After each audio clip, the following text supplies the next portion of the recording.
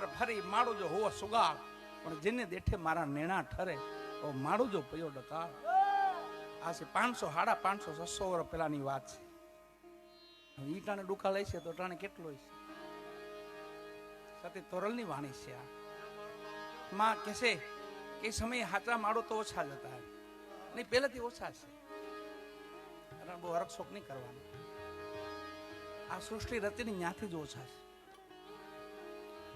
સતયુગમાં સ્થાપના થાય ને સતયુગની, તો આખા વિશ્વની વસ્તી 15 કરોડની હતી. આખા વિશ્વની.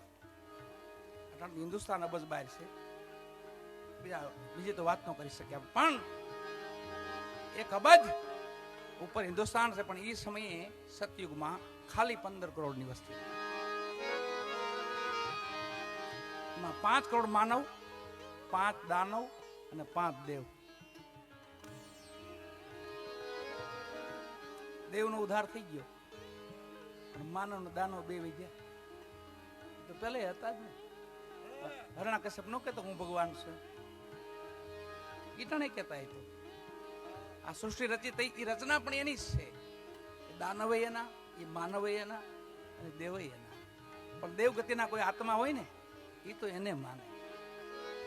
એ પોતે પૂજાવાની ભાવના ન કરે, મારે પૂજાવું એવું તેની ઈચ્છા ન કરે.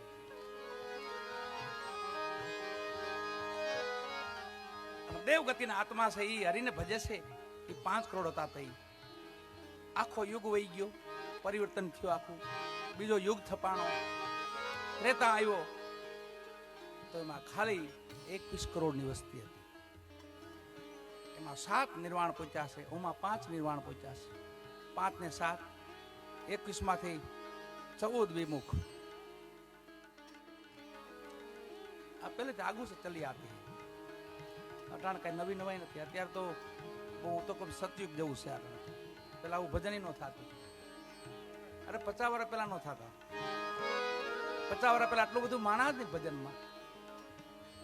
ગઢા બુઢા બેઠા હોય, ગામમાંથી કોઈ વડીલો હોય બેઠા હોય, યુવાન દીકરાઓ તો નહીં જ. અત્યારે કેવી કૃપા છે ભગવાનની. ઓમ કલિયુગ છે, પણ આપણે બધા માટે સતયુગ છે. 5, 7, 9, 12 કરોડ 33 મહિલા છે ને, એને સતયુગ છે વાલા. 4 યુગમાં સતયુગ છે, 4 યુગમાં કલયુગ છે, 4 યુગમાં દ્વાપર છે, 4 યુગમાં ત્રેતા છે.